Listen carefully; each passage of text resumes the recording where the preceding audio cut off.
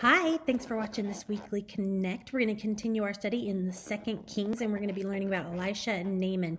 And to get ready for that story about Naaman and his leprosy, we will be playing a game involving like kids being a wheelbarrow and gathering balloons. I know it looks like a balloon, but really it's leprosy. So you should have a bag of these in your room that Mimi, Lisa, Ross, and myself were blowing up all day today. And we will have a bag of those in the room. And then like if you have younger kids, maybe spread 3 out per group on the floor. You're going to separate your kids into 2 groups, have them line up on one side, and then you're going to pick one person to be the wheelbarrow, and then you're going to pick one person to move the wheelbarrow. If you have a pretty big class, you might even want to pick 2 people to move the wheelbarrow, just so that you're getting more people involved in the activity. But the people on the sideline, they will have something to do later. So it's not like anybody's going to be sitting idly. Not only will they be rooting on their wheelbarrow, but they're going to have work to do when the wheelbarrow arrives back. Anyways, it's all written out in your curriculum. You're going to lay the balloons on the ground, or I keep calling it balloons. It's leprosy, obviously. You're going to be laying the balloons down on the ground, and then the kids are going to have tape, sticky side up, wrapped around them. So you'll just take the masking tape that will be provided in your room, and you will wrap it around the kids 1 or 2 times with the sticky side out. So make sure that it's secure on them and the sticky side is out. And then as they're wheelbarrowing, they're going to have to lean down and get the leprosy stuck on the tape. So if you decide that you want them to pick up 3 balloons, maybe you lay 5 balloons out and make sure that they have 3 balloons before they can go back to their teammates.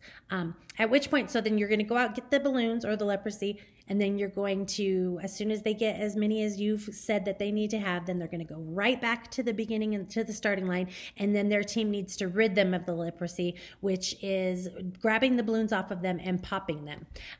If you have kids in your room who are pretty squeamish and they are probably not going to love the popping of balloons, you can just have them take them off, and you can reuse the balloons, and you don't have to have them pop it. Whatever works best for you in your room. You can play this as many times as time and interest allows, and then we will be moving on to our story time, which, as you know, we're going to be learning about Naaman. So we're going to learn how Elijah from last week is training up this new prophet, this new person who is going to be taking over his job, called Elisha. So funny, such close names. But Elisha is a prophet, and he believes in the one true God, just like Elijah does.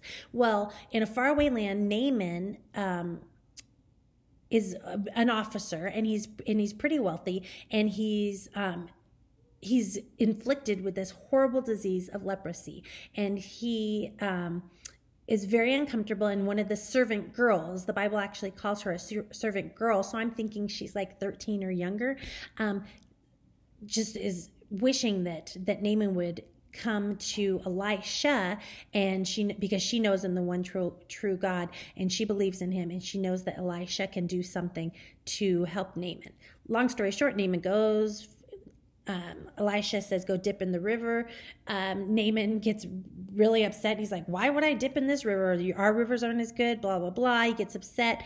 And then the servant girl, this young girl, is like so bold. And she says, if he would have asked you to do something super, super hard, you would have done it. But since it's this easy, you're not going to do it. Like, what's going on? She basically tells him. And so Naaman chooses to do it. God heals Naaman, and that's our story. So go through that. Then when they go back to their classroom, of course, you'll do your offering and your worship and your blessing.